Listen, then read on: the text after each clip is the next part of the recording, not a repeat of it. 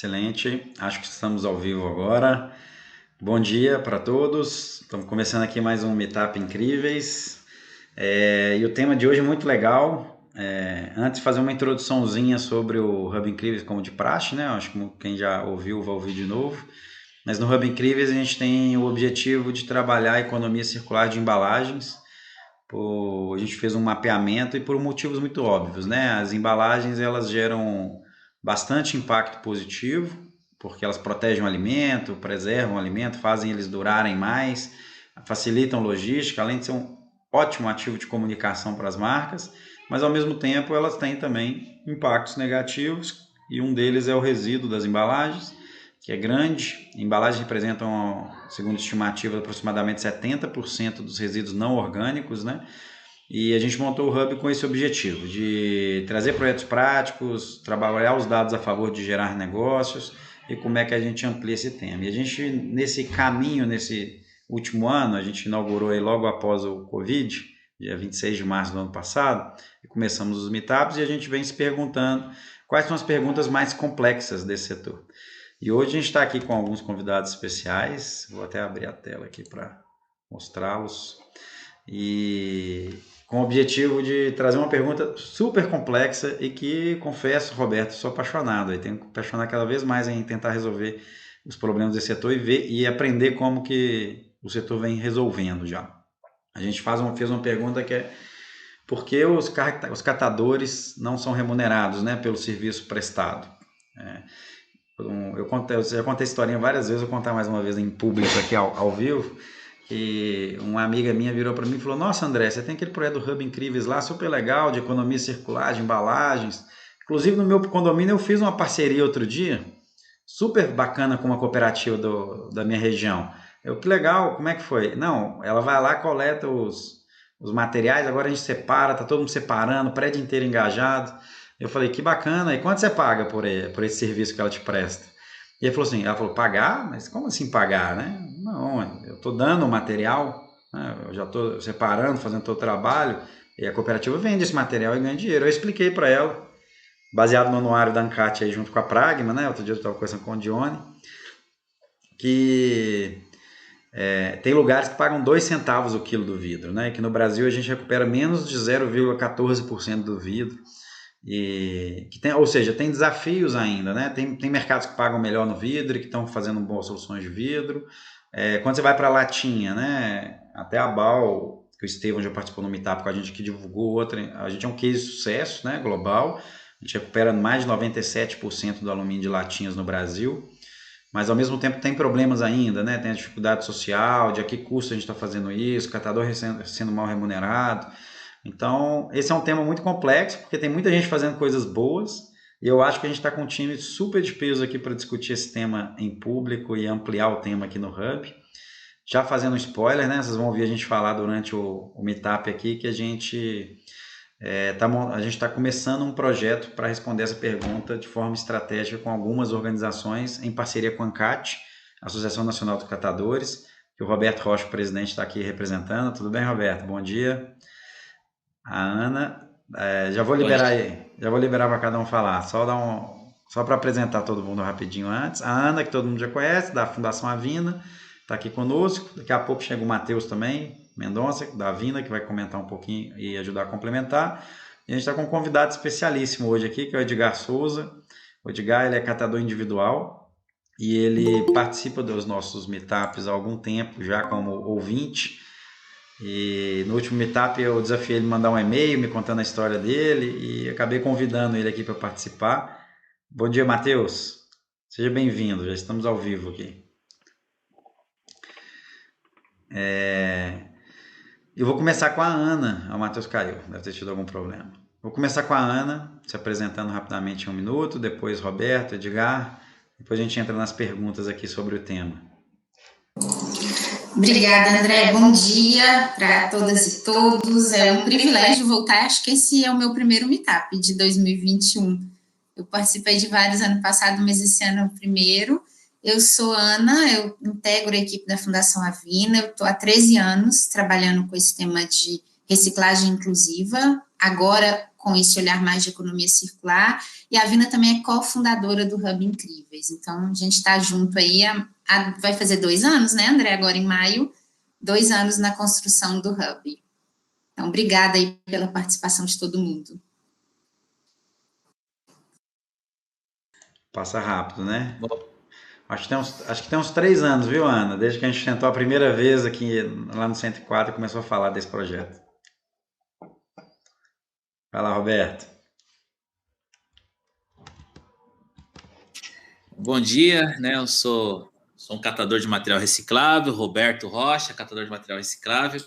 Faço parte de uma cooperativa, hoje estou na cooperativa hoje, a gente está falando aqui de logística de coleta aí hoje, e faço parte de uma cooperativa chamada Cruma, na cidade de Poá, e faço parte também do Movimento Nacional dos Catadores, e hoje eu estou aí nessa tarefa, né, junto aí com a ANCAT, em frente da ANCAT aí, junto com outros catadores e catadoras aí, na direção aí como presidente aí, nessa luta aí pelos direitos aí dos catadores e pela prestação de serviço que nós vamos falar um pouco hoje, e também já parabenizar e agradecer aí, né, ao André e todo esse processo aí desse trabalho que eles fazem aí do Hub, porque isso contribui muito, né, com a cadeia da reciclagem, mas com um plus aí que nós, catadores e catadoras aí que fazemos parte dessa cadeia aí, que alimentamos essa cadeia tão importante. Legal, Roberto. Matheus, bem-vindo, tudo bem? Tá me ouvindo? Bom dia, tudo bem? Agora sim, André. Bom dia, excelente. Vou abrir para o Edgar se apresentar aqui e já te chamo. Vai lá, Edgar.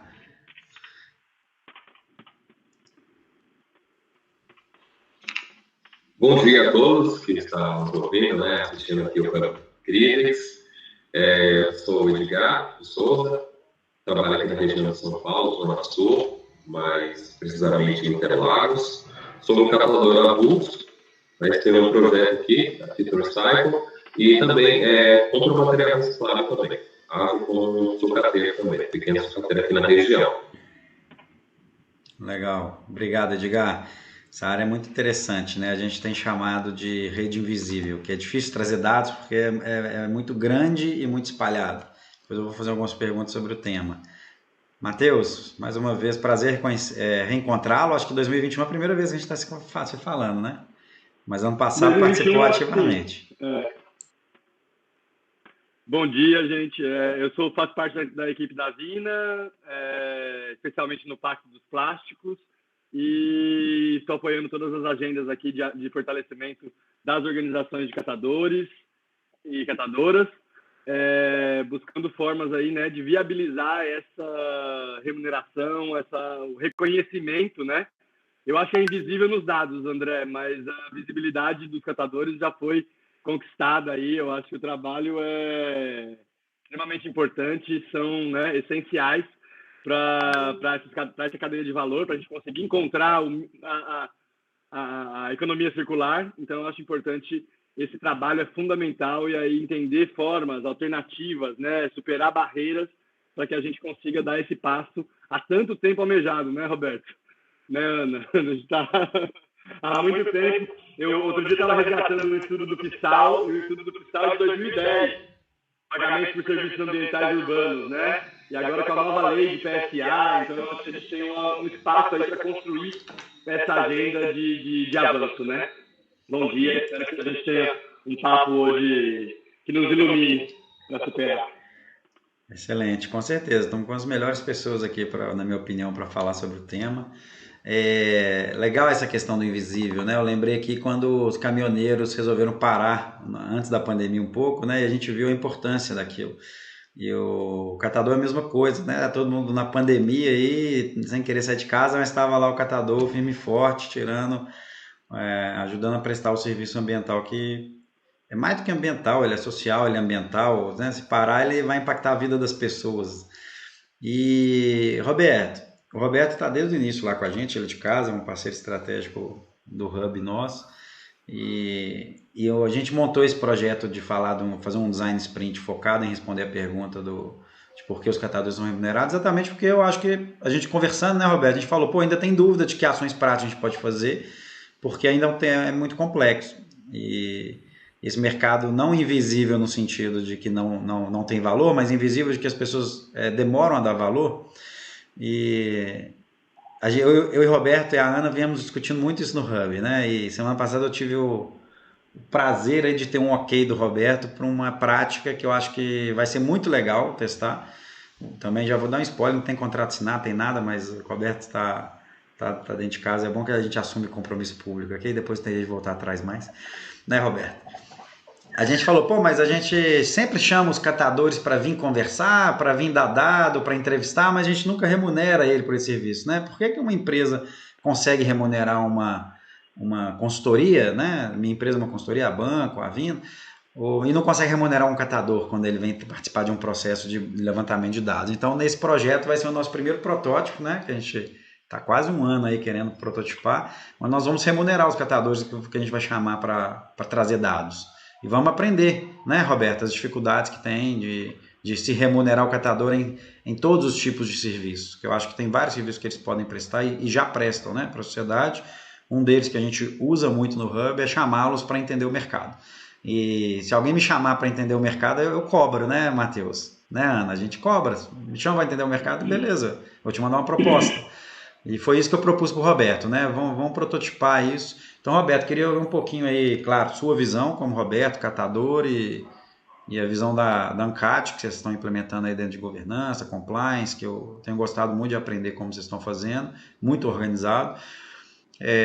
Por que os catadores não são remunerados, Roberto? E quais são os projetos aí? Qual é a visão da ANCAT, projetos que a ANCAT traz para esse tema? Bom, eu acho que, né, bacana, primeiro eu queria cumprimentar aí todos os catadores que estão aí presentes aí, né, acompanhando aí, que teve muitos catadores bastante ansiosos em estar nessa roda junto com a gente aí, batendo papo e até contribuindo, vai ter muitas contribuições aí, isso é bem bacana, né. Acho que a gente tem uma trajetória, né, eu tive a honra, né, posso dizer isso, né, de participar de toda essa trajetória dessa nossa luta até hoje, né, assim, eu falo desde porque até então nós éramos invisíveis de verdade, né, então ninguém nos conhecia, né, a gente queria dos nossos direitos, e é tão interessante que o primeiro passo dos nossos direitos, eu me recordo assim como hoje, né, era ser reconhecido, nem pensava em remuneração. Eu queria que as pessoas conhecessem a gente, né? Até uma vez eu contei uma história que eu sempre conto em vários lugares, que uma vez eu estava fazendo uma coleta num determinado morador, né? Naquela época a gente era chamado de burro, era o burro sem rabo, o homem da carroça, né? O homem do saco, né? Então, quando eu estava fazendo uma coleta em determinado lugar que a gente não tinha o reconhecimento que nós temos hoje, eu fui coletar um material reciclável, a mulher estava lavando o piso, ela jogou água em mim para me sair dali. Hoje é uma grande amiga minha, né? Hoje ela até chama a gente para fazer coleta, né? Mas assim, essa era a coisa. A gente queria coletar o material ali, pô, o pessoal fala, pô, bacana, legal. Isso foi passando, a gente foi se organizando, né? E a gente levava o nosso material para... A gente não era formal, né? A gente era informal. Então a gente não tinha uma formalidade de um grupo de pessoas que trabalhavam tudo mais, aquela coisa, mas não tinha formalidade. E a gente foi se formalizando, fazendo coleta, aprendendo como que era isso, fazendo coleta seletiva, discutindo políticas públicas, né? Então eu tenho orgulho de dizer isso, que a gente contribuiu muito para que a Política Nacional de Resíduos Sólidos ela pudesse, de fato, acontecer, né? Eu acho que teve lá uma questão ali que precisava ter os catadores envolvidos nela. Aí vira uma oportunidade na Política Nacional de Resíduos, colocaram os catadores, a Presidência da República falou, eu vou para cima, eu vou fazer essa lei ser aprovada, e ela foi aprovada. Então, assim, a gente começou a se organizar e tudo mais, eu acho que estou contextualizando tudo isso para dizer, na verdade, que esse processo todo ele vai nos trazendo uma profissionalização, e essa profissionalização ela acarreta custos, né? Uma coisa, na verdade, é quando a gente coleta, né? Depois o Edgar pode até dizer isso melhor também, assim, junto, né? Porque a gente é um catador também que já, com certeza, já trabalhou para o ferro velho. A gente leva nosso material lá, entregou, acabou, zerou, vamos embora, pegou nosso dinheirinho e tchau, né? Uma outra coisa é quando você começa a se formalizar. seja ele em cooperativa, seja ele em associação, ou seja ele de forma autônoma, né? Que depois o Edgar vai falar um pouco sobre isso também, que a gente tem muito respeito aos catadores que trabalham de forma autônoma, porque os autônomos também têm uma legalidade, tem uma regularidade nesse processo, né? E quando você começa a ter isso, você começa a ter custo, né? Você tem contadores, precisa ter advogado, precisa ter muitas vezes alguns consultores para te ajudar, para apoiar. Então, assim, a organização ela começa a ter custo.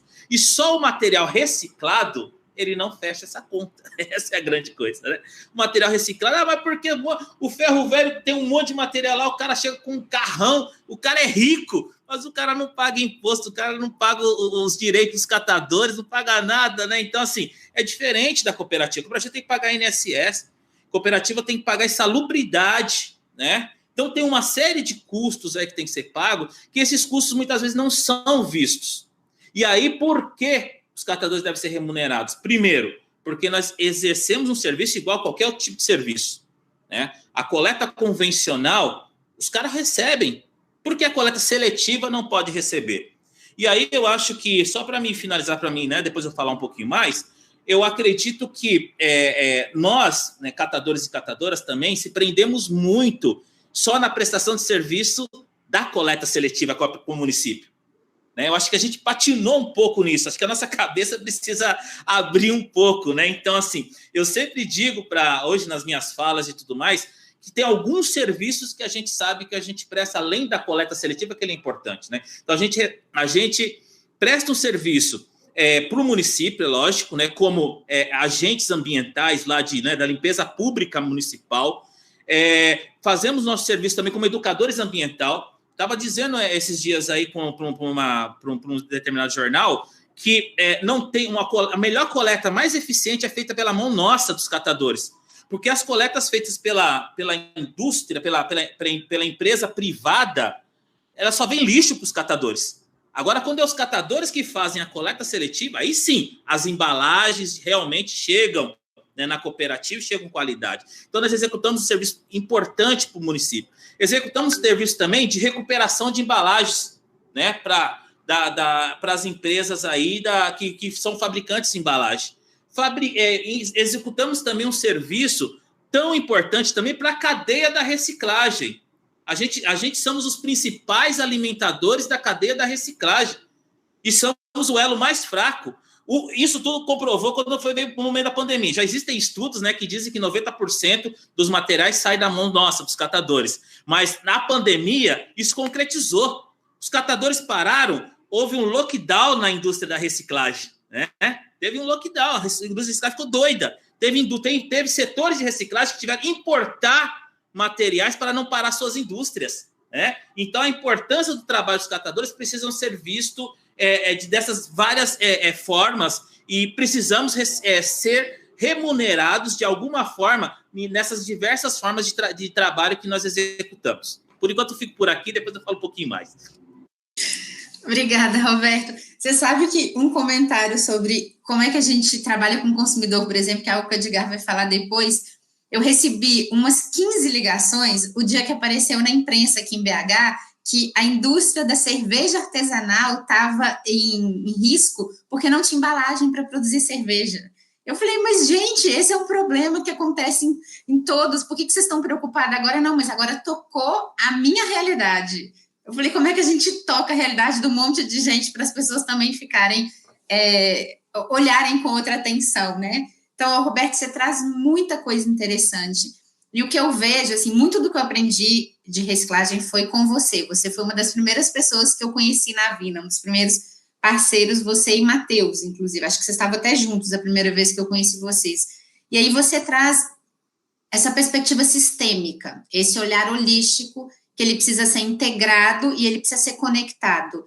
E isso de fragilidade do catador, eu acho que o catador tem uma força enorme, mas ele ainda é considerado uma ponta como... Eu acho que o olhar ainda está muito numa perspectiva de assistência e não de inclusão real como prestação de serviço. E eu também sinto que a gente aprendeu um monte, né? A gente falava, sim, de prestação de serviço de coleta seletiva, aí depois fomos aprendendo aos poucos e vivenciando. Então, a gente já acompanhou casos, por exemplo, de empresa que mudou a embalagem porque os catadores falaram, olha, isso aqui vai para o aterro, vai para o lixão, e aquilo gerava um constrangimento de reputação e uma perda de reputação para a empresa. Então, o papel do catador é muito importante, essa discussão de como é que democratiza e como é que paga de maneira adequada, né? Como é que remunera de maneira adequada todos os elos da cadeia, é um desafio, mas eu também acho que muita coisa avançou, sabe? Alguns protótipos, algumas experiências e um monte de aprendizagem que veio do catador e que hoje tem uma discussão nas indústrias, tanto nas de bens de consumo, né, quanto na indústria de reciclagem. E aí, Matheus, eu passo para você, porque você foi um ator super importante nesse processo, enfim, 15 anos, talvez, aí, nesses últimos anos, antes da política, de fato, se concretizar, da política nacional. O que você vê de avanços, assim, o que a gente pode contar de aprendizados que aconteceram nesse processo e que traz muita mudança, inclusive, de modelo mental, que é isso que o Roberto traz? Eu acho que reconhecer, né, o papel, quando as cooperativas, né, se firmam, eu acho que hoje a grande fronteira é a gente conseguir aproveitar que as cooperativas e as organizações de catadores e catadoras consigam aproveitar as oportunidades que se abriram, né? O que hoje me desafia é conseguir garantir esse espaço para as cooperativas e organizações de catadores e catadoras. Hoje a gente vê uma grande efervescência, né? Depois do marco regulatório do saneamento, especialmente, a gente vê uma efervescência de iniciativas privadas, startups, e uma série de iniciativas que a gente não, às vezes, não pode aproveitar. Os coletivos de catadores e catadoras não podem aproveitar por limitações do modelo jurídico, de uma série de questões. Então, acho que houve muito avanço no sentido de reconhecer esse trabalho dos catadores, das catadoras, especialmente. Né? Tem muito problema ainda. Eu, por exemplo, estou vivendo numa cidade de 5 mil habitantes que tem um lixão com 5 pessoas e a prefeitura não se move muito. Eu estou há 6 meses tentando avançar e o poder público, que é o responsável por orquestrar essa ação, não se move muito. E eu estou tentando aqui, no que me sobra de tempo, articular, escutar, né? Eu acho que tem um exercício que a gente praticou muito nesses anos, foi a escuta, né? Errando por vezes, tropeçando, mas eu acho que a gente tem que aprimorar cada vez mais essa escuta, e a escuta dessa demanda que é mínima, é obrigatória, né? Não é uma coisa, não é um pedido de ajuda que os catadores e as catadoras, as organizações têm que fazer, sejam formais, né, institucionalizados, sejam individuais. A gente tem que encontrar formas de reconhecer essa realidade que alimenta a cadeia da reciclagem no Brasil, na América Latina e em muitos outros países. E o que eu vejo de avanço é que o conceito de externalidade, né, depois de 100 anos, Arthur Pigot, lá na Inglaterra, cunhou isso na década de 1920, ele tem que ser incorporado. O poluidor pagador tem que remunerar o protetor recebedor. Para mim, esse é o ponto. E a gente tem que colocar os esforços encontrar a forma que viabilize isso. E não se ancorar, né, se desculpar de que não existe, de que é muito difícil, de que é muito complexo. Eu acho que a gente tem que buscar o caminho para fazer e não questionar se deve ou não ser feito, né? Então, acho que hoje isso está na mesa, está na sala, né, dos conselhos, seja pelo nome bonito que a gente vem dando para isso, que é a economia circular, agora é o ESG, né? A gente tem que olhar para os direitos humanos, olhar para as demandas que as organizações têm. O Roberto deu uma aula, é isso, não dá para se formalizar e não ser remunerado pelo custo da burocracia, da formalização e, sobretudo, pelo serviço ecossistêmico, né? Hoje as discussões estão nesse campo. É a externalidade que tem que ser reconhecida e o serviço ecossistêmico que é provido por essas organizações, por essas pessoas, por esses indivíduos, pelas iniciativas, às vezes, sem fins lucrativos, que fomentam também a articulação, o reconhecimento, né, e a organização. Eu participei do Cataflix também, que é uma iniciativa lá do Cataqui, ajudando os catadores e catadoras informais a compreenderem alguns conceitos, e eu sinto que tem muita demanda para esse espaço de voz, para uma escuta atenta, para que a gente enderece mecanismos que reconheçam, que remunerem os protetores que devem receber aí pelo serviço prestado. E, enfim, a gente pode chamar de serviço ecossistêmico, a gente pode empacotar isso com uma embalagem reciclável, né, 100% reciclável, se a gente for empacotar, mas a gente pode empacotar isso num mecanismo que seja inteligível, né, para o poder público. E aí um outro ponto para concluir, que eu acho, que é que não dá para fazer isso sem desvendar a caixa preta dos recursos do poder público que já são direcionadas para esse sistema. Né? A gente tem que olhar para esse bolo e refazer essas contas. Né? Eu acho que hoje o poder público ele recebe boa parte em impostos, em alguns lugares em taxas, em alguns lugares como tarifa. Isso já é lei. Até o meio do ano, os municípios vão ter que destacar essa taxa ou tarifa para o cidadão, para o munícipe. Só que a gente deve pagar por um serviço que a gente acredita, né? Que a gente acredita que ele tem impacto social, que ele inclui. Então, eu acredito que tem um caminho ainda de algumas pedras para percorrer, apesar de a gente já ter tirado bastante nuvem da frente. Hoje há um horizonte e agora a gente tem que trilhar isso de maneira a conseguir reconhecer o trabalho essencial dos catadores de materiais recicláveis.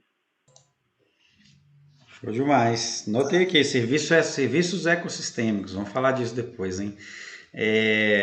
Outro dia o Fabrício Soler, que já esteve com a gente também aqui no Meetup da Felsberg, postou a quantidade de municípios no Brasil que ainda não tem, né, taxa de coleta, mas que obviamente acabam coletando esse recurso do IPTU, né, de outros impostos, né, e fazendo essa atuação.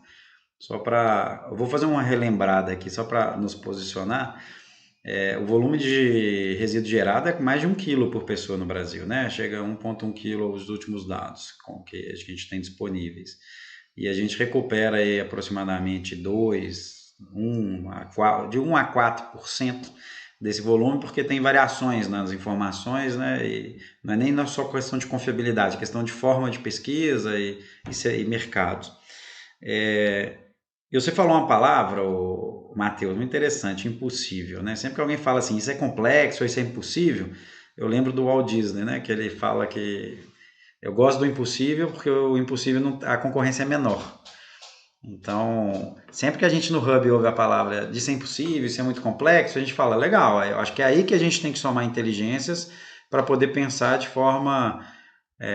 a Ana citou várias palavras aqui, conectada, holística, mas integrada, né? De como é que a gente integra todo mundo para entender que o problema não vai ser... Ninguém consegue resolver sozinho, né? A gente vê as grandes marcas colocando muito recurso, inclusive, para poder pensar em soluções, e no final das contas, o que a gente entendeu no Hub é que a gente precisa trazer isso junto, né? Isso otimiza, mas isso também... cria um espaço propício, que não é só o dinheiro, não é só o recurso financeiro. A gente precisa de muitos recursos reais, né? De concorrentes sentarem juntos para pensar no problema que todo mundo sofre. E não olhar para isso só como um diferencial estratégico, que né? A gente sabe que o ESG, sustentabilidade, impacto, é um diferencial estratégico hoje, mas que tem alguns níveis que são necessários sentar em conjunto para discutir. Eu vou passar para o Edgar uma pergunta aqui, porque ouvindo tudo isso, eu me deparei, eu não sou do mercado de reciclagem, eu não conheço um pouco, assim, sou um aprendiz aqui, mas nos últimos 2, 3 anos que a gente vem falando do tema, eu me deparei com algumas cooperativas que têm tido resultados diferenciados, né? Principalmente essas cooperativas, o que eu percebi em comum nelas, são que elas recebem pelo serviço prestado, elas têm uma pauta de vender serviço. E, inclusive, encontrei cooperativas que 60%, 70% do faturamento é com serviço prestado e 30%, 40% é com o valor do material vendido. E a gente está fazendo um projeto lá em Telêmaco Borba, que é uma cidade pequena, de 80 mil habitantes no Paraná, que a cooperativa vive exclusivamente do material e deu para eu entender um pouco mais como funciona.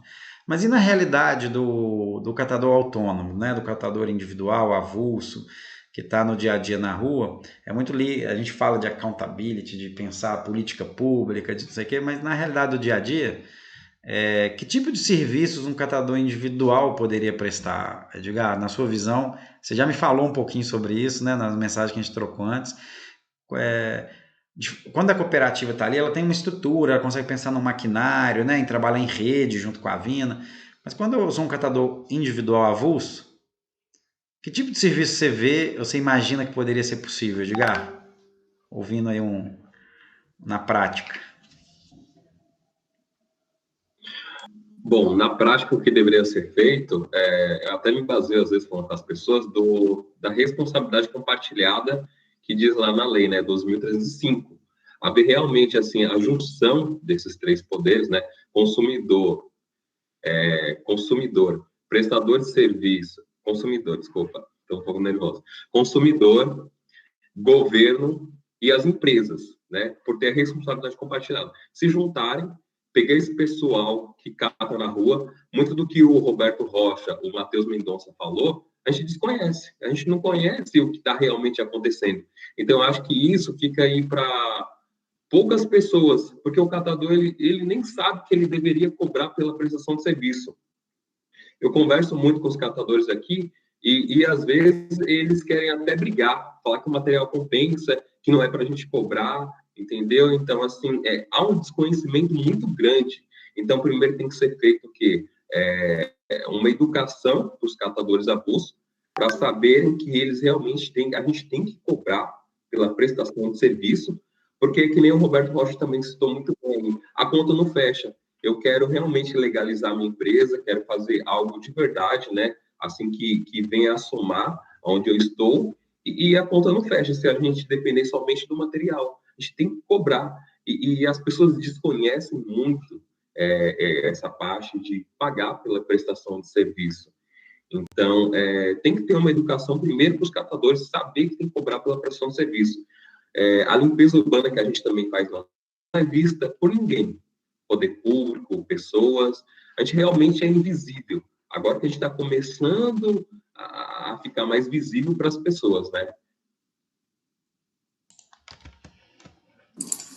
Legal, Edgar. Maravilha. Deixa eu ler aqui, deixa eu ler umas mensagens que eu acho que vai enriquecer essa fala do Edgar e a conversa que a gente está tendo, do pessoal que está em casa, assistindo, ou no trabalho, né? Toma aqui uma galera, a Carla da FIEP, nossa parceira, a Cássia, mas tem um bocado de catador aqui, tu viu, Roberto? Farra Móvel, o Joilson Santana, parceiro seu, Selma da Cop Quitungo, Jurandir Clementino, a Cris Sartoredo da GV, nossa parceira, Joilson Santana, catador da Bahia, da Cama, tem uma galera aqui, não sei ficar falando aqui, nós vamos ficar até amanhã, mas eu vou para uma pergunta aqui, uma fala, na verdade, do Robert Nascimento, que ele falou o seguinte: só faltou nessa lei ser obrigatório que as prefeituras remunerassem os catadores por isso, que a gente vê hoje, né? As cooperativas e os catadores de rua vivendo a vida toda com o pires na mão. Eu vou citar aqui uma história, vou abrir o Roberto começar a comentar, e queria ouvir o comentário de todo mundo também, Ana, fiquem à vontade de fazer perguntas um para o outro aqui. Uma coisa que eu me deparei e assustei nesse mercado, vou ser bem sincero aqui, porque no Hub a gente tem um lugar seguro onde a gente pode falar a nossa opinião, que as cooperativas basicamente recebem alguns recursos reais importantes, né, para poder fazer, mas que muitas das vezes não recebiam recurso completo para poder fazer a coleta, né, o serviço ambiental. Então, acontece muito da prefeitura pagar o caminhão, dar um galpão, dá até almoço, dá o motorista, dá gasolina, e espera que o catador cate, né? Porque espera que com essa estrutura, a ação me parece nobre, né? A prefeitura se engajando em ajudar o cooperativo, os catadores para se unirem, ter uma estrutura melhor, para assim recuperar mais material, esse material ser vendido e aumentar a renda dos catadores. Isso é fato. Se a gente olhar para os números, né, Roberto? Os catadores individuais, em média, recebem menos dos catadores cooperados, mas tem um desafio de se cooperar, de juntar. Eu estou falando em média porque, claro, tem catadores individuais que têm um desempenho muito melhor, tem cooperativos que têm desempenho melhor e desempenho pior, faz parte do mercado. Isso é um mercado, né? Que a latinha paga R$ 3,60, R$ 3,80 o quilo, o vidro paga 8 centavos o quilo, em média, e a gente tem um mercado que se banca, outros que não se bancam. Então isso faz a gente, né, Roberto, ter, obviamente, o serviço prestado aonde eu estou sendo remunerado. Se eu sou remunerado só na latinha, o que a gente vê muito, né? Catador que cata só latinha de alumínio, porque é onde eu sou remunerado. Ah, mas eu queria que você catasse o vidro também. Tá, mas você não me remunera, velho. Como é que eu vou catar o vidro? E o vidro é pesado, eu preciso de infraestrutura, eu preciso de um carrinho, né? Eu preciso de um caminhão, catar aqui, vocês comentaram, faz muito esse apoio para um pouco de infraestrutura. Queria ouvir, Roberto, como é que você vê? Assim, porque eu sei que a ANCAT com certeza faz muitas parcerias com prefeituras, mas a gente ainda vê essa situação muito acontecendo claramente. É uma realidade hoje, né? As cooperativas não receberem pelo serviço prestado. Eu posso completar, Roberto, rapidinho? Queria só fazer um complemento. Que o Matheus trouxe uma frase que é buscar caminhos para fazer e não questionar o que deve ser. E a ANCAT tem feito isso. Então, traga na sua resposta, por favor, esses caminhos que vocês estão construindo. Legal. Primeiro, assim, eu acho que tem muita liderança de catadores que está, né, presente nesse evento, né, que eu acho que é importante para a gente usar. Nós temos sempre em mente que nós precisamos usar a nossa inteligência. Isso é fundamental nesse momento que nós estamos vivendo. A gente viveu muito, né, há muitos anos aí na porrada, na luta, na reivindicação, que ainda é importante, não estou dizendo que isso não é importante, né? Mas agora tem um plus aí que exige para a gente, que é da inteligência. Nós precisamos ter inteligência nesses negócios, senão a gente não avança. É como o Matheus disse, tem várias empresas, startup, não sei o que, aí surgindo aí, querendo fazer o nosso serviço. E, inclusive, usar a gente como catadores simplesmente como uma ferramenta barata de triagem de material. E não é isso que nós queremos. Nós queremos ser donos dos nossos negócios e operadores do nosso negócio. Só que essa palavra dono do nosso negócio, que eu vou chegar onde que o André e a Ana falou, ser dono do nosso próprio negócio exige da gente muita coisa. Não é só, eu sou dono, pronto, né? Vamos lá. É igual uma cooperativa, muito barata. No começo da cooperativa, cara, tem que falar isso. No começo da cooperativa, todo mundo é dono. Aí, mano, todo mundo acha que eu sou dono, então eu vou fazer o que eu quiser dentro da cooperativa. Não é isso, todo mundo é dono, mas tem as funcionalidades dentro da cooperativa. Cada um tem o seu papel dentro da cooperativa. Todo mundo é dono dentro de uma assembleia, né? Para decidir como vai ser, como não vai ser. Mas no dia a dia do trabalho, você tem a coordenação, tem tal, tem tudo isso. Né? Então, tem uma gestão operacional, né, dentro de uma cooperativa. Tem que ter. Então, é a mesma coisa para os dias que nós estamos vivendo hoje. Quando nós estamos falando desse negócio, que a reciclagem virou um negócio. Ela é um negócio. Então, assim, quando nós vamos falar com as prefeituras, gente, a questão não é simplesmente falar que eu quero receber pelo serviço. A questão é dizer como que vai ser a eficiência do meu trabalho nesse serviço. E quanto custa isso? Nós precisamos colocar a ponta do lado, porque os gestores públicos, quando a gente vai falar com eles acham que estão falando com os coitadinhos que levam lá para material para ferro velho, que pode coletar para eles e diminuir lá no aterro sanitário. E não é isso. Nós temos que chegar e mostrar para ele, meu trabalho custa isso, para mim operacionalizar, eu preciso disso. Põe uma planilha de custo na mesa, discute a planilha de custo, compõe custo, gente. A gente precisa compor custo, sabe por quê? O que acontece também com as prefeituras? As prefeituras pegam, elas fazem conta. Ela fala, eu estou pagando isso aqui para... E o material que ele vendeu? Para onde vai? Se a gente antes não compõe o custo para sentar na mesa com a prefeitura para conversar com ela vai pensar que a gente quer dar chapéu nela com o material reciclado. Entendeu? Então, o meu material reciclado custa X, eu tenho mais X, e essa composição de preço aqui da prefeitura, mais a venda do meu material, vai operacionalizar essa coleta seletiva no município. Então, assim, isso é importante para a gente, que a gente chama de profissionalização do nosso trabalho. Então, assim, a ANCAT, né, como você colocou, a Ana, ela perguntou, nós estamos trabalhando muito nessa lógica, né, de pensar em negócio, né, sair um pouco dessa lógica simplesmente somente de dar porrada, mas também de pensar em negócio. Opa, quanto custa? Né? Como que a gente pode agregar? Aí tem uma outra coisa que o Edgar está colocando. Eu sempre digo isso também. As cooperativas, quando nós fundamos as cooperativas, né, eu gosto disso para você. Eu tive o privilégio da gente fazer as primeiras, né, discutir as primeiras cooperativas. A nossa cooperativa aqui, a Cruma, é uma das primeiras, antes da loja Copamar, em Pinheiros, mas eu participei de todo esse processo. E nós, cooperativa de catadores, a nossa função é agregar os catadores. Então, nós precisamos construir métodos de agregar esses catadores avulsos nesse processo de trabalho. Nossas unidades, elas precisam ser unidades de inteligência que tragam esse catador para o seu trabalho dentro da sua realidade. Porque, como o Edgar colocou, eu fui catador de rua por muitos anos e eu não queria saber de nada, na verdade, para você. Eu não queria ter esse papo não de querer saber, vamos organizar, eu queria saber do meu dinheiro do dia a dia. Mas aí o que acontece? A gente precisa pegar a nossa realidade, a realidade dos catadores de rua, e como que a cooperativa pode incorporar isso. Eu sei que tem uma questão jurídica que precisa ser tratada, né? Tem uma questão de capital de giro. Por que nós, cooperativas, não podem agregar valor no material dos catadores,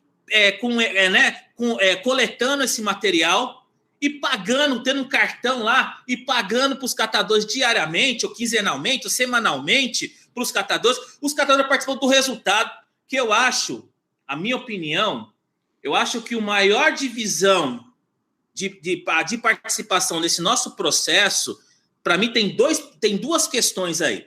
Uma é a participação de todos aí nas decisões do processo. Pode ser uma empresa, pode ser uma cooperativa, mas que todos decidam. 2, que todos participam do rateio, né, das sobras líquidas disso. Isso é, se a empresa é uma empresa, se ela tem lucro, reparte o lucro também com os seus trabalhadores. Se é uma cooperativa, ela já tem por sua essência, né, ver os resultados. Se tem resultado, divide com todo mundo. Também, se tem prejuízo, todo mundo ajuda a arca também no prejuízo. Então, eu vejo que nós precisamos aí, a ANCAT ela vem muito trabalhando dentro disso, trabalhando com cases, né, pensando nos catadores avulso, em cases de aumento do volume de embalagens, né? Antes a gente falava assim, eu vou fazer a coleta seletiva. Agora a gente está falando, agora eu preciso aumentar meu índice de volume de embalagem, né? Que entender as novas nomenclaturas desse mercado e ir para cima. A gente tem condição de ir para cima, né? É como, para me fechar, como o André falou inicialmente, a gente fez uma discussão desse projeto do Rubrik Catadores, né? Disse, por que não pode ter catadores aí que são técnicos nesse negócio e receber por isso? É isso, mas não é só receber simbolicamente, é prestar um serviço de eficiência que é possível nós fazermos, né? Entregar relatório, fazer o que é necessário, etc, entendeu? Porque é isso. Então, assim, eu acho que essa questão nossa de nós catadores, essa palavra, essa nomenclatura, que eu tenho muito orgulho de falar em qualquer lugar. Um dia eu estava num consultório médico, né, graças a Deus, e aí os médicos não conseguiram fazer um bagulho de oi, aí o médico perguntou lá de longe, a menina lá, né, como que é o nome qual é a sua profissão, né, eu tava, né, de camisa social, pá, né, eu sou catador de material reciclável. Todo mundo um olhou pro outro assim, foi mó engraçado, sabe? Então, assim, eu tenho um maior orgulho disso, que as pessoas precisam entender que a profissão de catador de material reciclável é uma profissão, né? E que nós, catadores de material reciclável, temos que sair da caixinha, virar a chave. Hoje, como que eu estou virando a minha chave, assim, só para finalizar? Eu estou aprendendo, estudando muito sobre esse mercado, estou fazendo faculdade, né? Estou já no sei lá qual semestre de administração, e estamos tocando a vida, né? E tendo os processos dentro da cooperativa, essa história do compliance, a gente está levando muito isso. Eu estou aprendendo muito com a ANCAT, porque a ANCAT ela tem um compliance assim, muito de excelência, porque ela trabalha com grandes corporações. E isso que nós estamos aprendendo, nós estamos levando para as cooperativas também, aprender, ter os seus processos, seus compliance, suas organizações, né? Então é um pouco disso, Ana e André. Paro por aqui, depois eu falo mais, que senão eu falo demais. Obrigada pela aula, Roberto. Maravilhoso. Acho que o Matheus tem muito a falar sobre o que você está falando, mas tem umas perguntas aqui, Má, e aí você pode completar também algo da fala do Roberto, porque é muito do que você conhece, e você é uma pessoa que desde o primeiro dia que eu te vi, há 13 anos atrás, você sempre trouxe a bandeira do negócio e relações, que novos arranjos precisam ser construídos nas relações entre os diversos elos da cadeia, para, de fato, esse olhar holístico ser integrado.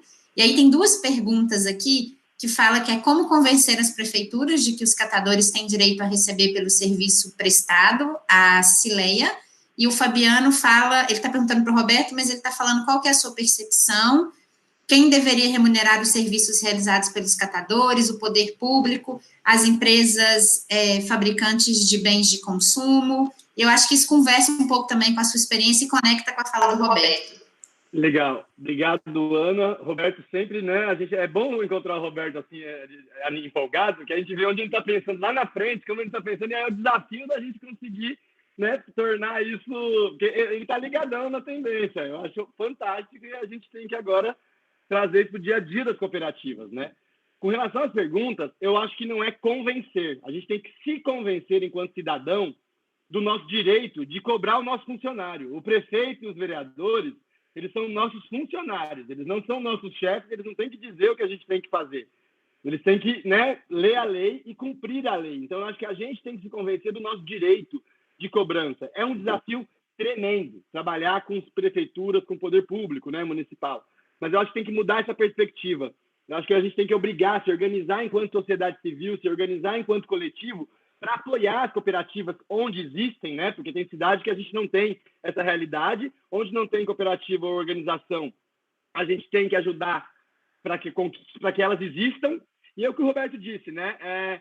Não é necessário que seja um modelo cooperativo, pode ser um modelo onde o contrato social pressuponha uma distribuição dos ganhos, né? Respeite e remunere as funções que têm maior ou menor responsabilidade. Então, acho que a gente tem que inovar nesse campo e achar mecanismos de viabilizar essa nova lógica, a mudança de estrutura, né, da nossa sociedade, que não é só o modelo capitalista e o modelo de uma empresa centralizada, autocrática, que define. Então, a gente tem que começar a reconhecer esses diferentes papéis de diferentes organizações, que a gente está demandando outra estrutura, né? A mensagem do cooperativismo é que a gente não aceita, né, esse modelo que está aí posto. É necessário construir novas práticas de governança e de transparência. Eu acho que, ouvindo o Roberto, escutando o que o Roberto estava falando, me vem sempre isso, né? Que práticas e que modelos de governança que sejam simples, né, fáceis para os catadores operacionalizarem no seu dia a dia, e quais os mecanismos de transparência. Aí, quando eu trago essa história da transparência, eu pego na segunda pergunta, que é isso: quem deve remunerar é todo mundo. Quem vai remunerar no final somos nós mesmos. Seja no preço do produto, seja na taxa, na tarifa ou no imposto que a gente vai pagar para a prefeitura, porque o Estado não gera receita para ele fazer isso. Quem gera receita para o Estado somos nós, ao existirmos no território. Então, quem está pagando a conta é a gente.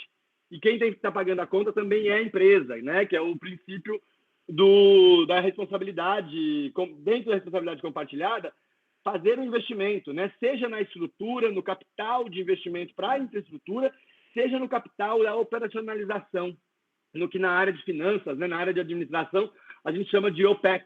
Então, esse custo operacional, esse pagamento da operação, também tem que se dar. Não é só gerar as infraestruturas adequadas para o trabalho, né, com sombra, água, banheiro, né, com qualidade de trabalho, com ergonomia, com todas as condições mínimas, né, no mínimo mínimas. Eu adoraria condições, mas já pensei com o Roberto aí em várias estruturas mecanizadas, que acontece hoje, né? Em São Paulo, a gente tem 2 centrais mecanizadas operacionalizadas pelas cooperativas, com grande oportunidade de melhorar essa apropriação, né? Eu acredito. Acho que ainda hoje a gente tem pouco espaço na tomada de decisão desse modelo, mas é possível avançar mais. Então, é a visão de um negócio e um negócio de impacto, né? Então, respondendo aquelas perguntas. Resgatando um pouco do que a gente estava discutindo, e aí até com relação ao que o Edgar trouxe, eu acho que o catador autônomo, né, ou todos os catadores que estão circulando o território, muito mais do que qualquer gestor público. O conhecimento de território que há na cooperativa, no catador individual, é muito grande. Para mim, não são só catadores ou catadoras, são zeladores urbanos, né? Ele conhece, ele olha a cidade, ele vê onde tem problema, onde está faltando a tampa do bueiro, onde precisa tampar um buraco na rua. É uma capacidade, a gente não precisa de drone, nem de câmera para observar a cidade. Se a gente tiver essa inteligência, essa circulação que acontece todos os dias pelos catadores nos territórios e conseguir congregar, reunir essas informações, a prefeitura vai ter informação de valor, né, no dia a dia dela. A tomada de decisão vai ser mais rápida. Então, esse é um outro tipo de serviço que pode ser remunerado para os catadores. E aí existem inúmeros aplicativos que ajudam nisso também, né? A tecnologia já está aí. Então, que tipo de parceria? Como que a gente vai lá para o ODS 17, olha para as parcerias e fala que tipo de operação que o catador pode, e desde que sejam justas, dialogadas, né, Roberto? Eu sou extremamente alinhado com esse conceito, né? Não adianta só querer usar a mão de obra das cooperativas de maneira menos custosa, mas sim discutir a proposta, discutir a partilha desses resultados em conjunto com as cooperativas.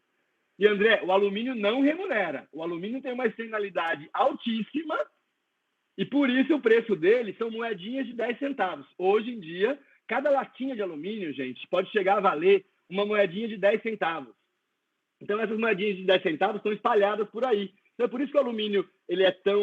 Dada a sua alta externalidade para a produção de alumínio primário, o alumínio secundário tem um bom preço, né? Na remuneração dele é muito alta, mas ele não está pagando o serviço. Ele está pagando o preço da externalidade dele, então ele é rentável. Então, como acontece em Minas Gerais, né? Na Bolsa de Reciclagem, O alumínio, como material, compõe muito bem na receita, o preço dele pelo serviço é um pouco menor. No vidro já é o contrário, né? Então, eu acho que essas equações, gente, tem muitas contas já feitas, tem muitos modelos em alguns estados. O que falta é implementar, o que falta é praticar, o que falta é o Estado parar de defender interesses privados, né? E buscar atender interesses coletivos, interesses das cooperativas, interesses da sociedade. Então, acho que a gente tem que caminhar para isso, né? E na linha do que estava falando do impossível, André, só para concluir, Jean Cocteau, né, um ator francês, já disse, não sabendo que era impossível, ele foi lá e fez. Então, eu acho que está na hora da gente, né, superar essa fronteira do impossível aí. Foi muito isso, né, Ana, que a gente ouviu no workshop quando a gente foi fazer o Hub, que era exatamente isso, assim, galera, já fizemos muita pesquisa, já temos as informações, já sabemos o que fazer, falta implementar, e eu tô vendo que o buraco é embaixo, né, entre o planejar, pensar e saber a solução e executar, tem essa dificuldade, né, de fricção de mercado, tem vários motivos para isso acontecer, de fazer acontecer. Você citou bem que às vezes é interesse, né? E não interesse no sentido ruim de interesseiro, mas os mercados eles possuem interesses intrínsecos, né? Ruins também, mas bons, né? Eu tenho interesse que um catador venha coletar meu resíduo sem eu pagar. Eu tenho interesse, inclusive, que o catador me pague, né? Para ele pegar minha latinha, já que eu sei que ela vale 10 centavos. Então, como é que a gente usa esses interesses para transformar em negócios, né? Como é que a gente pensa uma cadeia de impactos para poder transformar em negócio? Eu sempre falo isso na Banco, porque eu sempre falo um número que o pessoal, pouca gente conhece, que é 84% do recurso financeiro está no segundo setor, estão nas empresas. 11% está no governo, que é um dinheiro de imposto das empresas, e 5% estão nas ONGs, né? Associações, que é dinheiro doado pelas empresas. Então, a gente vive no mundo capitalista, né? É o menos pior modelo que funcionou no mundo até hoje. Espero que tenha outros modelos futuros melhores. Mas como é que a gente implementa, né? Como é que a gente... Eu acho que no Hub a gente está passando por esses desafios, né? Porque vai lá, é só implementar, não é tão simples assim, né? A gente chega numa cooperativa que não tem estrutura de gestão, por exemplo, e sabe que não tem, né? Só que também ela tem a gestão dela, né? Você não consegue chegar lá e obrigá-la a fazer uma gestão diferente da forma que eles fazem. Inclusive, muitas vezes não querem, né, Roberto? Falam, não, tá bom do jeito que tá, velho. A gente tá vendendo nosso materialzinho aqui, ganhando meus R$500 por mês, tá dando para viver, não mexe no meu bolo aqui não, que o meu bolo tá bacana. E eu tava conversando outro dia com o pessoal que fala de estratégias de cooperativas territoriais, e ele falou isso aí, André, isso acontece. Eu perguntei isso para ele, ele falou, isso acontece. Muitas vezes a gente tem que chegar lá e montar outra cooperativa, porque aquela cooperativa a gente não consegue mudar. E a Ana também falou no começo, né, Ana, que tem espaço para todo mundo, velho.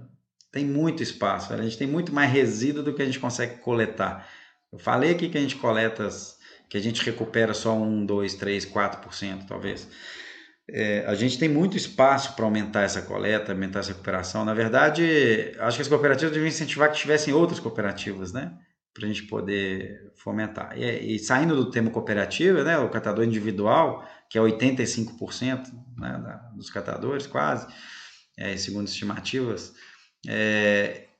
tem essa barreira, né, de eu vou entrar às vezes ele entra numa estrutura, não se identifica com aquela estrutura, né, e fala, eu não gosto de cooperativa. Não é que você não gosta de cooperativa, você não gosta daquela cooperativa, né, daquela estrutura. Igual trabalhar numa empresa, você entra numa empresa para trabalhar, não gosta e vai para outra.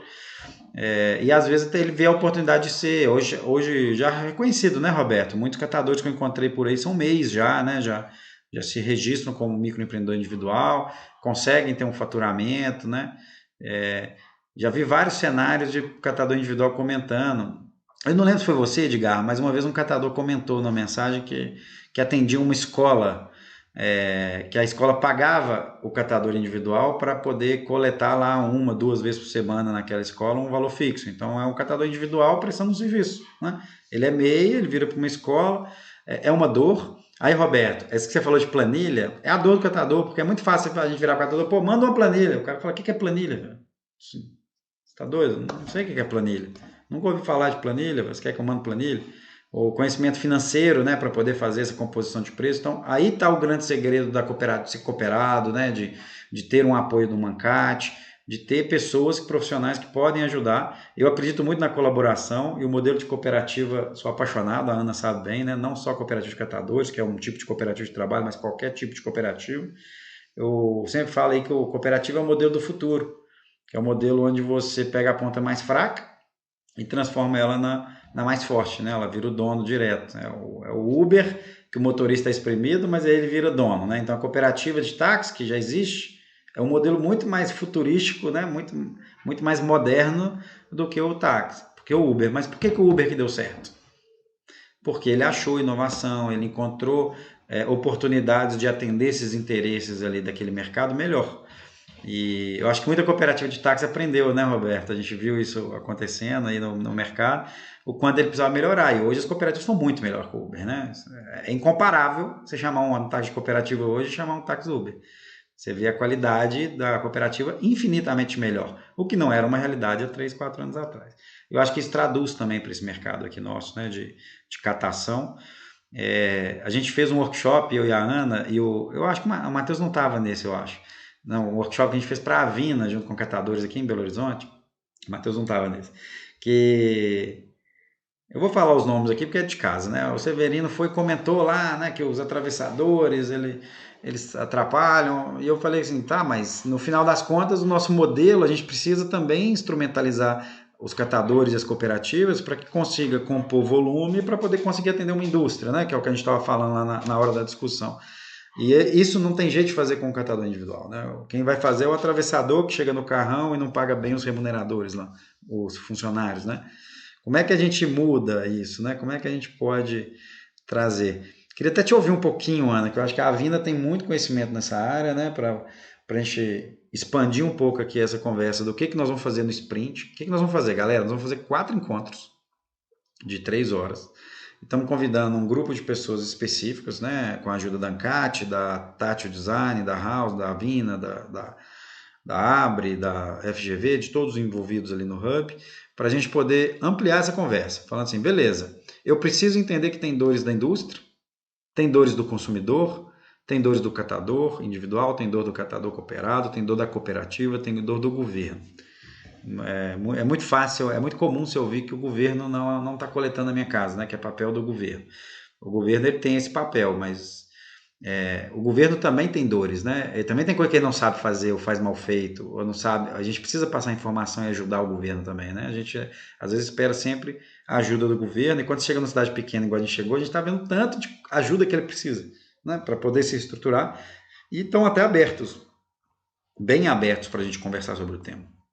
Ana, comenta um pouquinho aí do sprint de catadores, sua visão sobre o tema e expectativas da Avina para o projeto que a gente vai fazer em conjunto.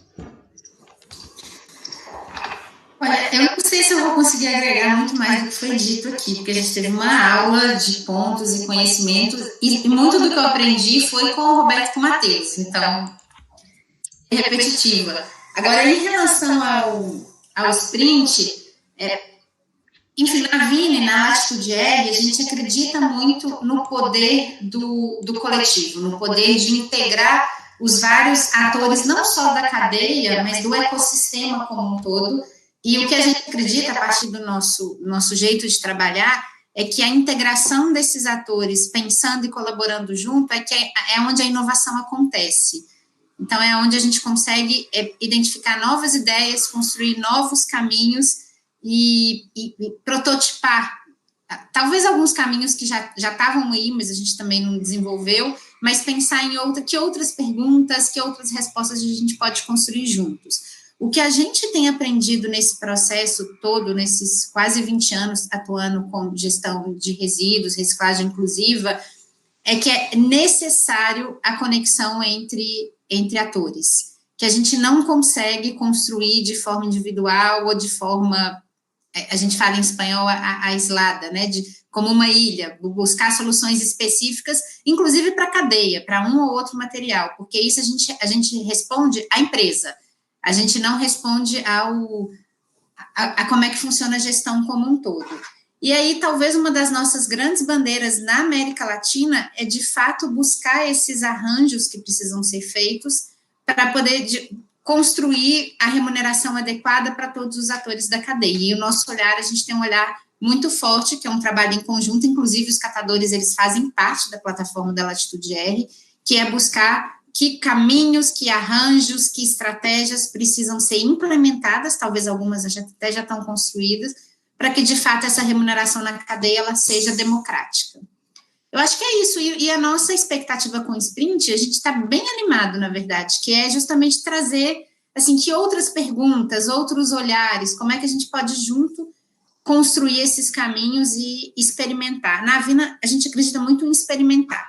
Então, é isso, a gente está com dúvida, a gente acha que é impossível, está difícil, vamos experimentar, porque a experimentação, ela nos permite fazer os ajustes e nos permite contar a história a partir do que foi feito, e não do que a gente acha que precisa ser feito também.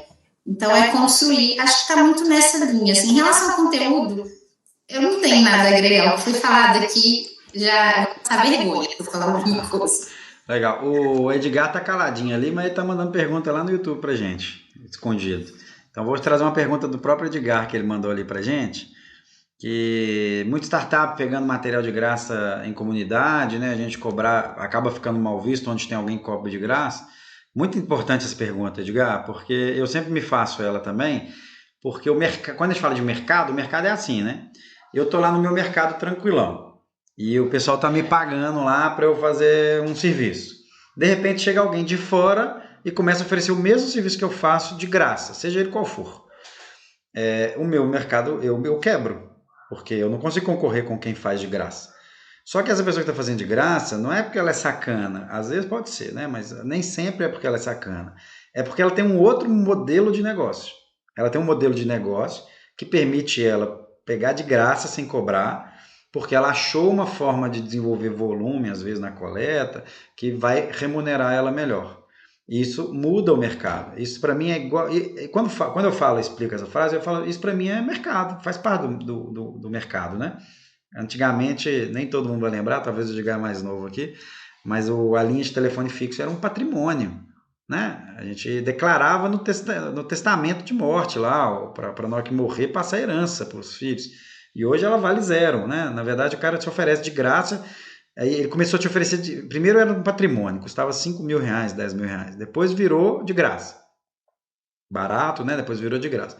Hoje, se você ligar numa companhia de TV a cabo aí, se você levar o telefone, ela te dá um desconto. Eu não entendi por que ainda, né? Mas ela precisa dar fluxo para esses telefones. Então, acho que é o mesmo mercado, né? Tem empresas... Claro, tem uma empresa fazendo errado, né? Não pagando bem os trabalhadores, tem investimento errado, tá? De governo e de empresas. Tem muita empresa grande colocando muito dinheiro no mercado e matando o catador, que é ruim, porque depois que ela para de pôr dinheiro, esse mercado morre. Então isso não é um bom caminho. Isso acontece muito quando o governo vai fazer uma ação que, em vez de desenvolver o território, mata as empresas do território. Vou dar um exemplo. Se o governo decidir fazer padaria num município, a prefeitura fala assim, a partir de amanhã eu vou fazer padarias. O governo vai incentivar essa padaria, vai fazer a padaria mais barata da cidade. E todas as outras padarias, os empreendedores que investiram, fizeram a padaria, estão ali no território investindo, vão quebrar. Aí o governo faz as padarias mais baratas, não sei o quê, aí todo mundo quebra, ele domina, aí o serviço cai a qualidade. Até que chega um momento que o governo não consegue mais bancar esse subsídio e ele cresce o preço. Na hora que cresce o preço, surgem outros empreendedores, refinam o modelo, aprende. Então o mercado ele vai se moldando e melhorando no meio do caminho. Eu contei do Uber aqui. Cara, eu fiquei impressionado a primeira vez que eu chamei o Uber, né? Era uma moça, na verdade, não era nem um homem, porque já era incomum você ver mulher dirigindo. Ela abriu a porta do carro para mim, né? Era aquele Uber Black que começou, deu água, música, ar-condicionado, etc. Mas entra no Uber hoje. Ninguém consegue manter o subsídio muito tempo. Vai chegar um momento que... E foi bom para os taxistas se fortalecerem, né, se remodelarem e hoje estarem melhores. Então eu acho que é a mesma questão do mercado aqui. Não sei se eu respondi a sua pergunta, Edgar, mas se você quiser comentar, já que você está ao vivo aqui, eu acho que é importante. Quando a gente olhar para uma startup que está vindo, ou uma empresa que está vindo coletar de graça, ou até pagando, a gente vai ficar com raiva, né? Porque vai matar nosso negócio, faz parte do empreendedorismo, né? Mas vamos tentar entender o modelo e como é que eu copio rápido e faço melhor, já que eu que tenho conhecimento desse mercado, né? Acabou de chegar alguém, a galera me conhece, não conhece esse alguém que acabou de chegar, né? Ele está trocando por questão financeira. Quer comentar, Edgar? Faz sentido? Eu quero agregar uma pergunta, né? Você colocou, o Edgar, ele contou uma experiência muito legal com consumidores. E o Matheus trouxe uma frase que é pagar pelo serviço que a gente acredita. Então, eu queria que você também contasse essa experiência que vocês tiveram e os aprendizados.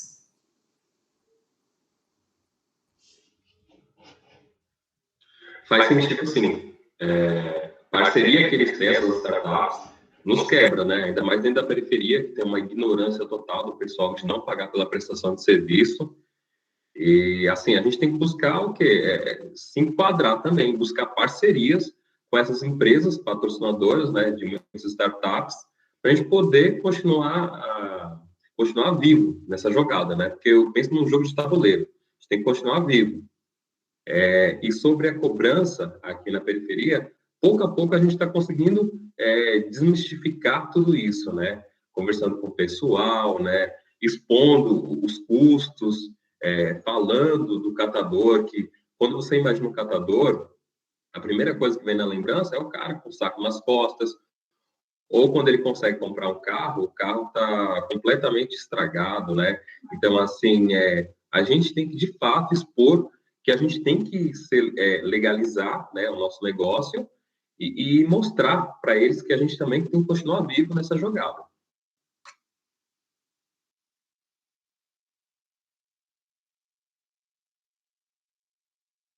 Me perdi nos microfones aqui. Excelente, Edgar. Deixa eu te fazer uma pergunta, Edgar. Você é formalizado? Você tem MEI, microempreendedorismo? Você tem o CNPJ? Tenho sim MEI, tem uma pessoa que trabalha comigo, né? Mas, assim, como eu coleto pouco material na rua, então, assim, dia sim, dia não, a pessoa está comigo criando material. Mas eu quero fazer com que isso cresça, né? Por isso, a ideia da cobrança naquela comunidade. Legal, Edgar. Excelente. Vai, Matheus.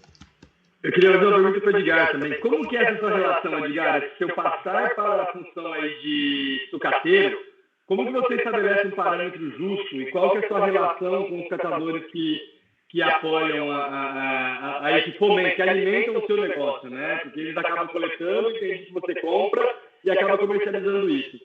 A gente já discutiu muito aqui sobre cooperativismo, né? Onde os dados, os números são transparentes, na maioria das vezes. A gente sabe que tem casos que não, tem tesoureiro, tem presidente de cooperativa, tem a empresa que faz essa compra, que vai lá seduzir um indivíduo na cooperativa e dar uma bola para ele, né? Essa cultura da corrupção, a gente sabe que ela está em todos os lugares. Isso, a cooperativa não está isenta a isso. Não é porque é cooperativa que é um organismo que está protegido disso, né? Pelo contrário, dada a fragilidade, a falta de remuneração pelo serviço, o catador não tem autonomia para investir no seu estudo, no seu desenvolvimento, a gente sabe que a desigualdade, né, de renda é um fator limitante. A gente precisa superar também isso. Não é gerar um salário mínimo, não. A gente tem que gerar salários mínimos para os catadores, para os coletivos. Não tem problema do catador ganhar bem, né? Não tem nenhum desafio. Tem que, sim, ganhar bem por desenvolver um trabalho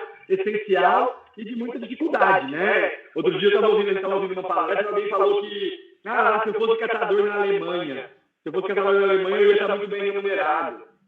Porque existe um degrau muito menor, né, entre os salários nesses países. Então eu queria entender um pouco, até para a gente se inspirar, né? Porque a gente fala há muito tempo desse processo da cooperativa se desenvolver como um centro de agregação, como um espaço que possa receber investimento, que possa realizar essa transação que é conveniente para o catador autônomo, né? O catador autônomo, ele quer levar o material para um lugar mais próximo que ele tem, né? Ele não quer andar a cidade para entregar um material e dar outra volta para a cidade para entregar outro material. Ele quer levar para um lugar que acolha, receba e remunere justamente todo o material que ele leva até lá. Então, eu queria entender como é isso, Edgar, no seu processo aí. Bom, eu acho que, na verdade, não deveria ter compra de material, porque, assim, não sei se você percebe, os ferros velhos, geralmente tudo mal estruturado, né? Não tem estrutura nenhuma, e quem enriquece mesmo com material reciclado, ganhando pequenos centavos, são os atravessadores. Eles que, de fato, ganham dinheiro. Então, assim, eu procuro remunerar, sempre ter uma uma taxa de 30% de lucro em cima do meu material reciclado. Então, assim, eu consigo comprar poucas latinhas, porque a latinha hoje aqui, por onde eu moro, está por volta de R$6 o quilo. Então, para eu, de fato, ter um lucro legal e viver disso, eu teria que pagar bem menos. Hoje eu consigo pagar 4,50, mas de poucas pessoas. Do catador, eu sempre quero pagar um pouco a mais. Só que isso inviabiliza, porque a gente não tem tanto capital assim para poder disponibilizar e pagar os catadores. Até esperar para receber, né? Esse problema do giro, do capital de giro que as organizações de catadores não têm, né? E eu acho que isso é o legal, né? Dar transparência para esses modelos. Olha, eu estou vendendo por tanto e estou pagando tanto. Eu acho que ter esses painéis dinâmicos, né, dariam a transparência que a gente espera para poder gerar esses vínculos. Mas aí está aí temas para as nossas próximas conversas. Matheus, e até o pessoal tem medo, né? A gente aprendeu que eu não devo divulgar um dado estratégico da minha empresa, mas é muito importante a gente saber os valores dos preços, porque isso molda, né? Outro dia me fizeram a pergunta, qual que é o valor mínimo que eu tenho que pagar para cada matéria-prima? Eu falei, cara, isso é uma pergunta de $1 milhão, né, velho? Isso é uma questão muito local. Isso envolve território, envolve que tipo de política tem naquele lugar, a infraestrutura do local. Como eu falei, o vidro varia de 2 a 21 centavos. A latinha, como é 3,60, 3,80 a média, deve variar muito mais, né? R$6 ali onde o Edgar está, tem lugar que paga menos. Eu acho que esse... Dado tem, viu, André? Dado tem. Na latinha, o preço dela, mesmo a secundária, ela é criada na Bolsa de Metais de Londres. Então, é uma questão de trazer a informação, de acessar e disponibilizar ela traduzida de forma acessível para todos, né? Não é uma questão... A informação que a gente tem, sabe como esses preços variam. E tem esse custo, né? Reunir o que foi disperso no território para concentrar de novo, o reverso da logística reversa tem esse custo, né, associado.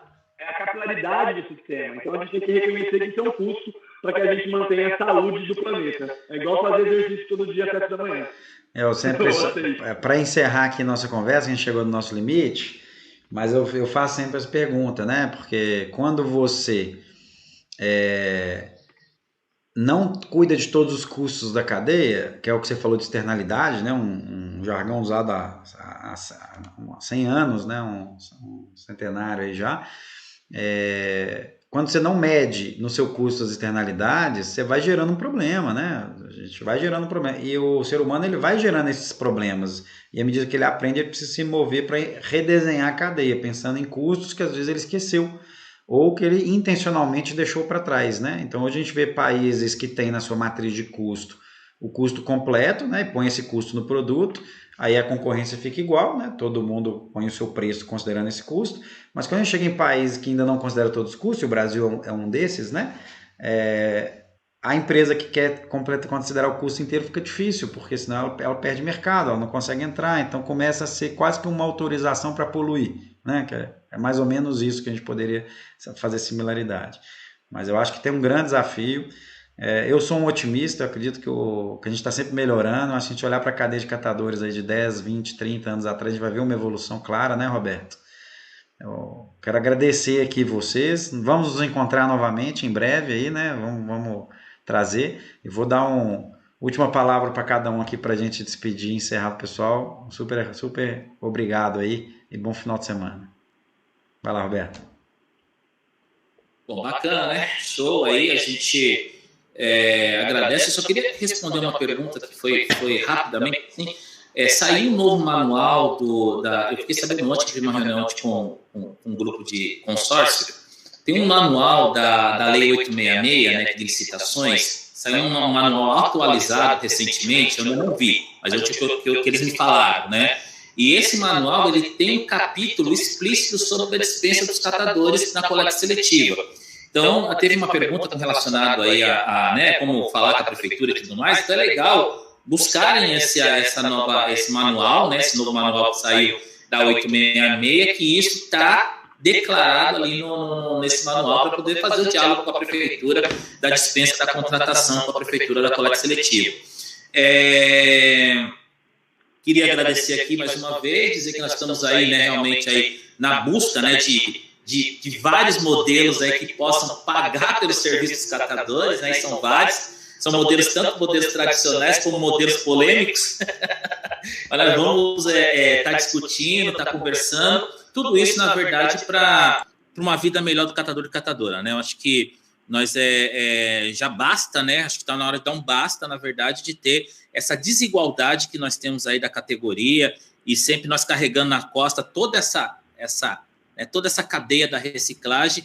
E nos momentos aí, principalmente agora da pandemia, foram os mais sofridos aí e ainda estamos sendo, né? Tem muitos catadores que estão sem a comida dentro de casa porque tiveram que parar o trabalho e não voltaram ainda, né? Então, por exemplo, São Paulo é um exemplo desse, a cidade de São Paulo. Então, é importante a gente repensar em tudo isso e urgentemente voltarmos como catadores, trabalho essencial. Aí, no essencial que a gente está falando não é essencial só de boca, é essencial na lei, né? E é importante aí, eu vou finalizar, mas nosso trabalho ele está dentro da cadeia de alimentos, e a cadeia de alimentos ela é essencial, então os catadores precisam ser essencial. Então, assim, precisamos rever muitas coisas para não ficarmos mais nessa miséria que nós estamos vivendo, e sim vivendo uma vida melhor, mais digna, e fazendo aquilo que a gente gosta, que é recuperar embalagens. Obrigado.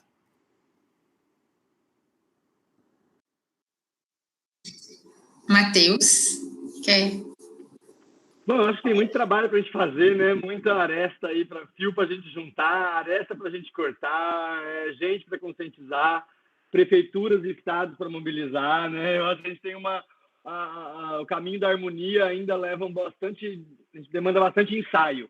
E aqui a gente começa mais um ensaio, né? Para mais uma apresentação, que já tem tantas, e a gente tem que aí buscar também ver como a gente reúne, né? E se divide para frentes específicas de trabalho. Eu acho que tem muita coisa surgindo, muita coisa que às vezes pode parecer que está se sobrepondo, mas que não está se sobrepondo, está se complementando. Então, eu acho que a busca né? Eu me reinventei nos últimos anos enquanto consultoria mesmo, o Roberto sabe, aí a gente já por muito tempo esteve na base, no campo, ajudando, criando conhecimento, reunindo, enfim, criando uma série de conteúdos e traduzindo muita coisa para dar alguns passos. A ANCAT está aí, exemplo de sucesso, muitas cooperativas, né? Tem um monte de iniciativa de destaque, mas muitas que ainda precisam avançar bastante, né? A gente não pode ficar à mercê de governos, a gente tem que ter políticas de Estado, a gente precisa que as iniciativas tenham longo prazo, assim como as concessões para as empresas privadas são de décadas, né? A gente precisa de relações com as cooperativas de décadas também. A gente precisa de um trabalho árduo para tirar essa volatilidade, né? Porque o catador, óbvio, como o André falou, se eu não está bom aqui, eu vou para um lugar que me remunera melhor. Então, se a gente não tiver sistemas cooperativos, né, de logística reversa, de coleta seletiva, que reconheçam e remunerem adequadamente, não dá para querer perpetuar, né, uma condição de trabalho subnormal para os catadores. Os catadores querem trabalhar, mas querem trabalhar em condições adequadas, com recursos para fazer seus investimentos, com espaços para tomarem as suas decisões. Não dá para olhar com uma visão, com uma lente de assistencialismo.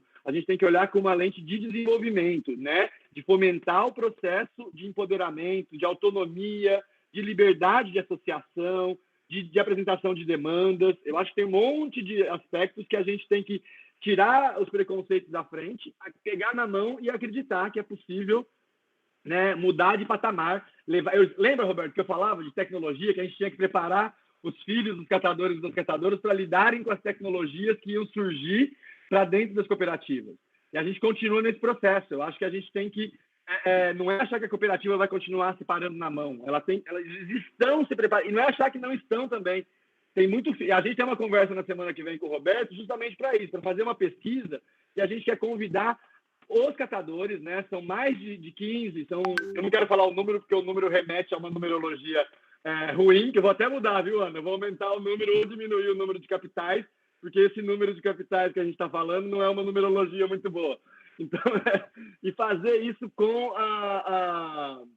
as organizações de catadores, sabe? Entender os rejeitos, mas a partir da análise de um técnico da cooperativa, de alguém da cooperativa. Não é para fazer uma coisa só com pesquisadores. A gente pode ter o conhecimento da ciência junto, mas que ele seja uma troca com as cooperativas. A gente tem inúmeras experiências aí que foram feitas, né, na Avina, nesse processo.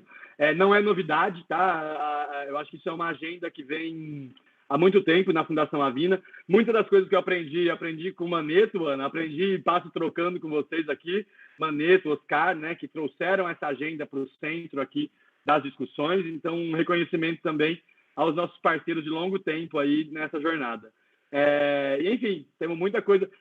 O paradigma do resíduo, infelizmente, é o da abundância, né? Então, tem muito, não é o da escassez. O que tem escassez é de pé no barro, né? Menos planejamento e mais ação. Menos não, né? Planejamento já tem demais, mas agora a gente precisa agir, colocar as operações em andamento aí para, de fato, mover os ponteiros, que é a frase nova que a gente tem ouvido bastante. Obrigado pela oportunidade, gente, e até a próxima. Obrigada, Matheus. Edgar, quer fazer suas palavras finais? Sim, com certeza. Então, foi muito bem falado. Na verdade, recebi uma aula aqui hoje com todos os convidados. E, assim, foi muito bom, né? Tem muito catador que não pararia o tempo para estar numa live, né? Para realmente começar a conhecer, fazer parcerias. O que a gente precisa mesmo, os catadores avulsos, é fechar parcerias, né? É conhecer um pouco mais do Roberto Rocha, da ANCAT, o Matheus Mendonça também. Obrigado também, André Menezes, por ter me convidado. Então, assim, foi verdadeiramente uma aula. Eu saio daqui com aprendizado que, com certeza, eu vou aplicar no meu negócio e espero crescer, né? Espero realmente um dia ser reconhecido, meu negócio aqui na comunidade e, quem sabe, né, surgir para o Brasil inteiro, né, com esse modelo de negócio.